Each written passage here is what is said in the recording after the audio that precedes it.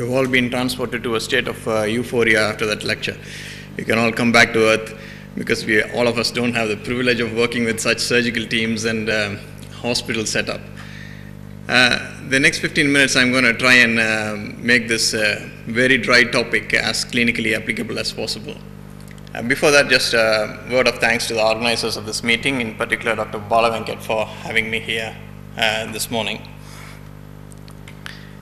Now, if after the meeting you all feel slightly inferior or incompetent because you all don't have the luxury of using ultrasound, don't be disheartened, because ultrasound is a fantastic technique, but it's not the thing. If you actually see even experts use it, some of them actually have difficulty. What is important is the patient being pain-free. And if you can do it through a paresthesia technique safely or a nerve stimulator technique safely, that's good enough. In fact, the expert here in Ganga Hospital here actually uses the paresthesia technique more than the ultrasound, although some of them actually use ultrasound as well. What I'm going to do is actually try and make the physics and physiology of the nerve stimulator, which I presume most of you have exposure to. In the next 15 minutes, this is what we are going to be covering. I've used the term electrical nerve locators simply because we want to differentiate it from electrical nerve stimulators. They're pretty much the same, only that the electrical nerve stimulators are used for testing the neuromuscular status. When we give neuromuscular blockers, we want to see whether the patient is completely paralyzed or not.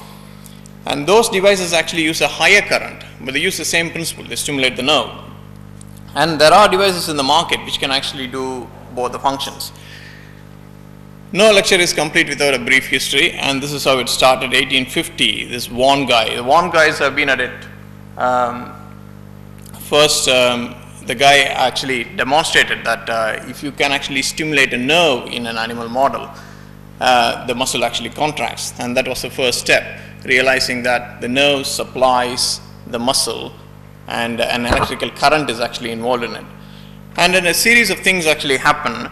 And it wasn't until 1969, Wright actually reported a portable aid monitor. What you don't want is a very big monitor the size of half a room for stimulating a nerve.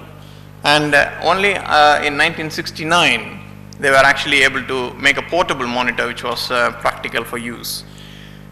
Why do we use nerve stimulators or nerve locators? The popular technique is paresthesia, for those of you who don't have nerve stimulators or nerve locators or ultrasound machines. And the problem with paresthesia technique is the patient has to be awake. And the whole thing is subjective. It depends on what the patient says. Patient says, I got a bit of paresthesia. It's not the same as an objective test. It is actually uncomfortable. Patient has to be awake. And also, every time you elicit paresthesia, you're actually touching the nerve. And touching the nerve with a needle can damage the nerve.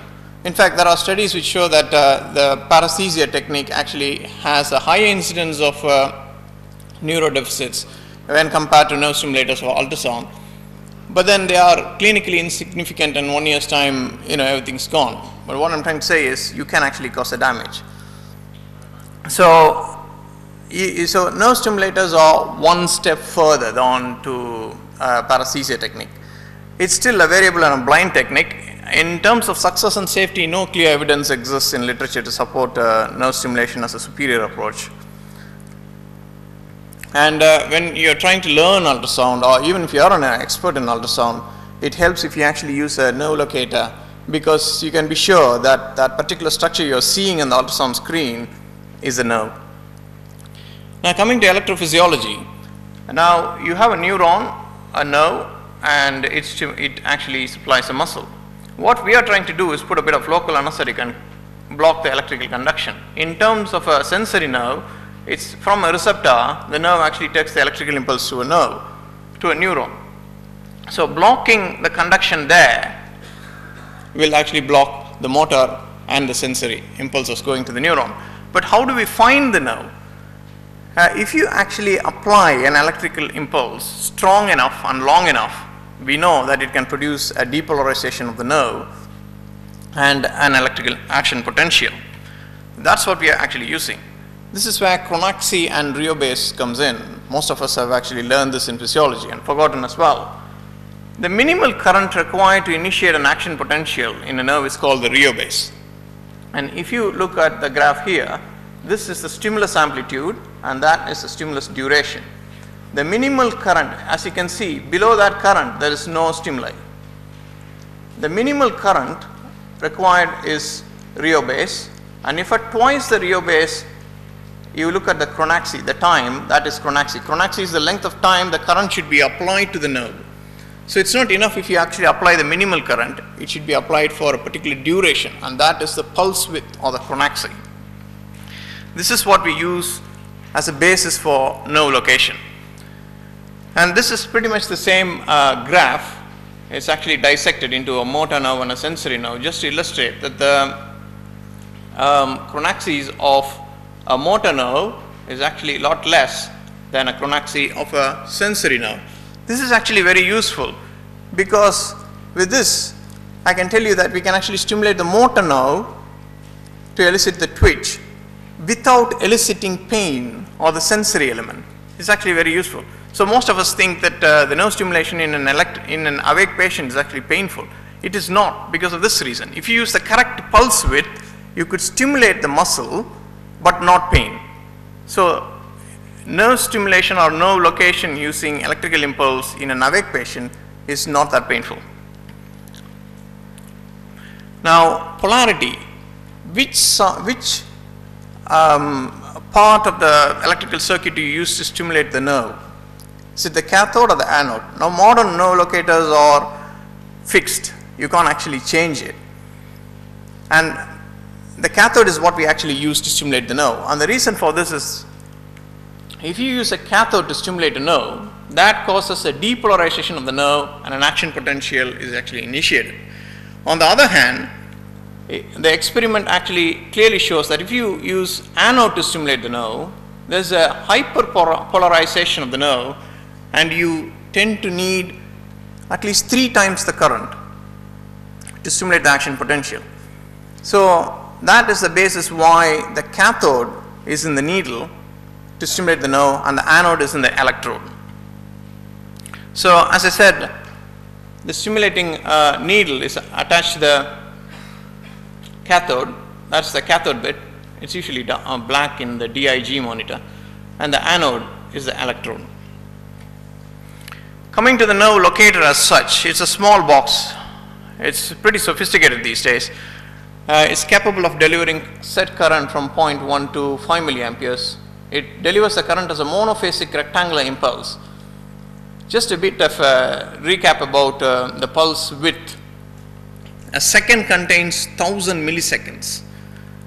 And what the electrical locator does is to deliver, it depends on the frequency of course, so let's assume the frequency is 2.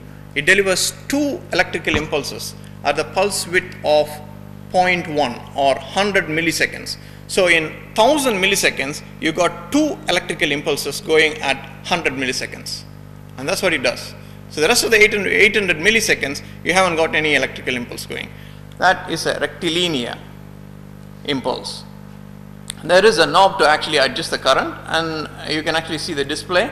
And it also has a low battery and disconnection indicator.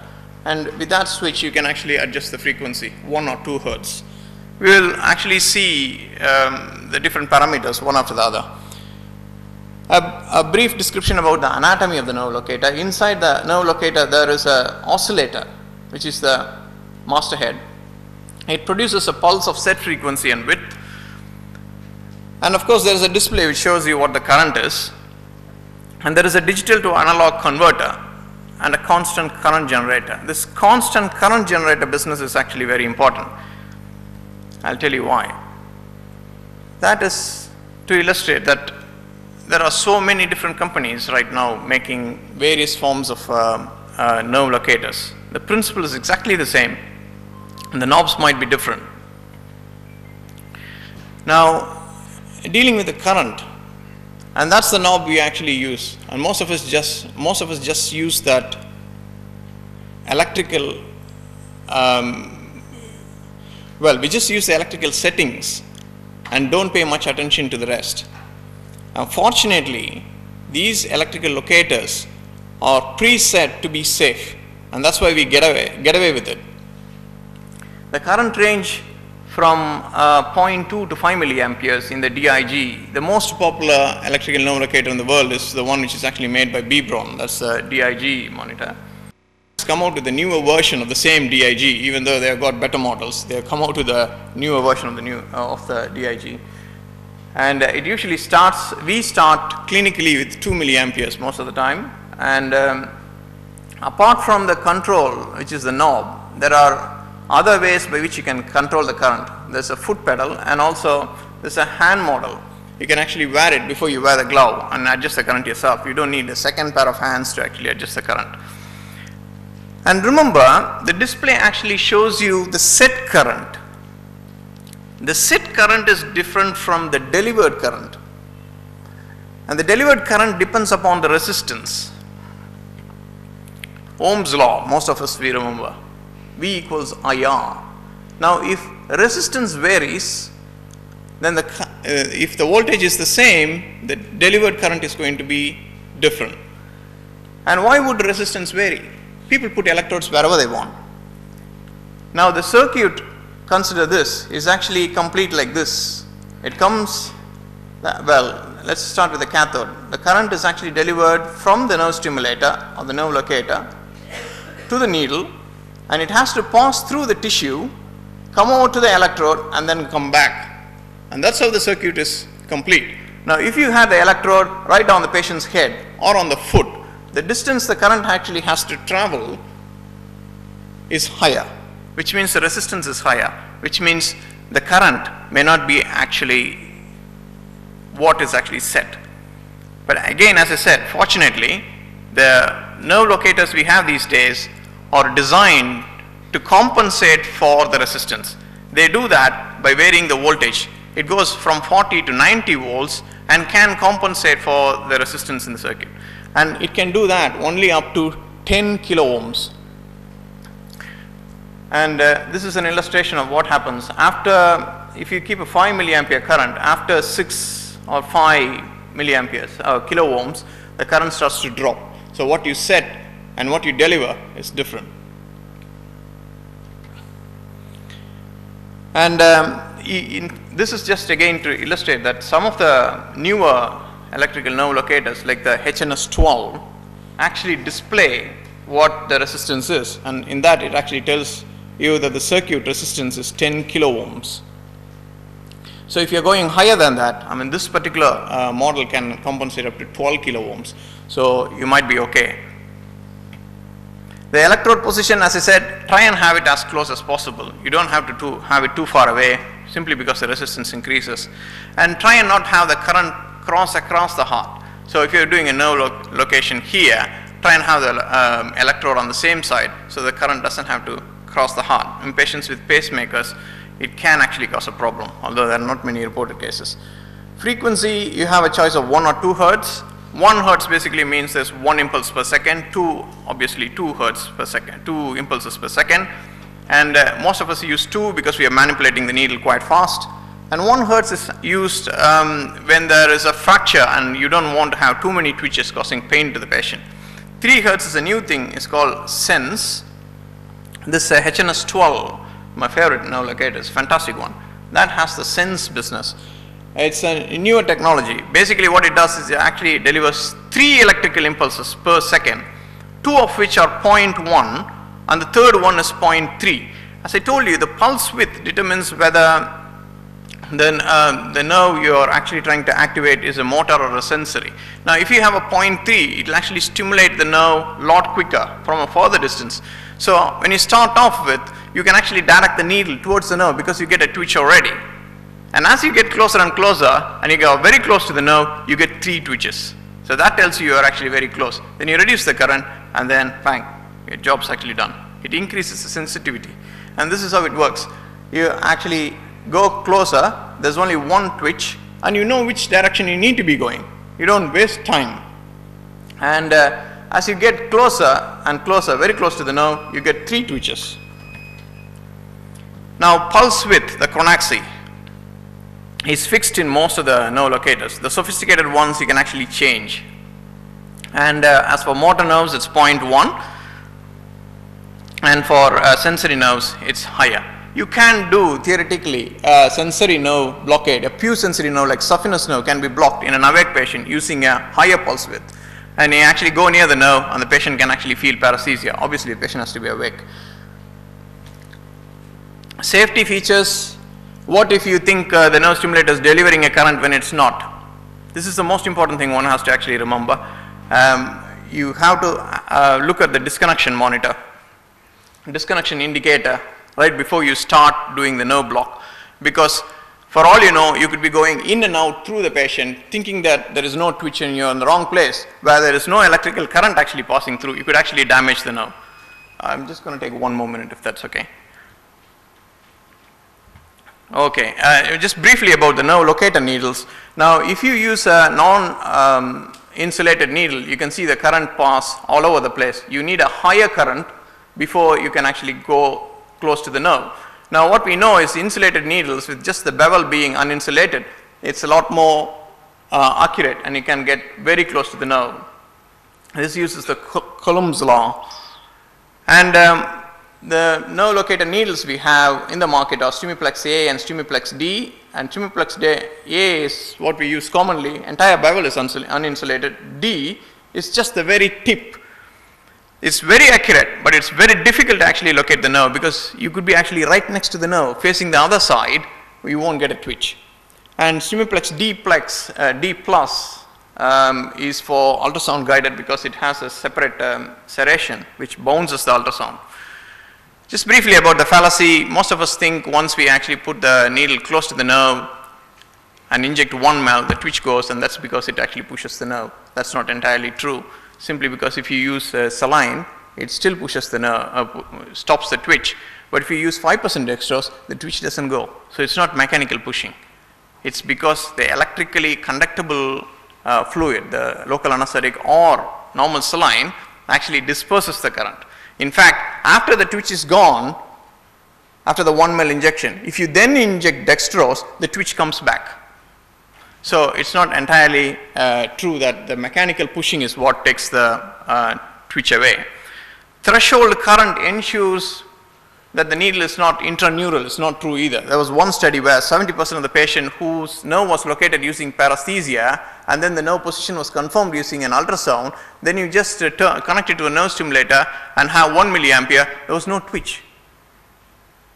If you didn't have the paresthesia or the ultrasound, you would be thinking that you have not got the twitch, you're not near the nerve, and you would have gone through and through the nerve. And that's because nerves are mixed, and you don't know which part is sensory and which part is motor.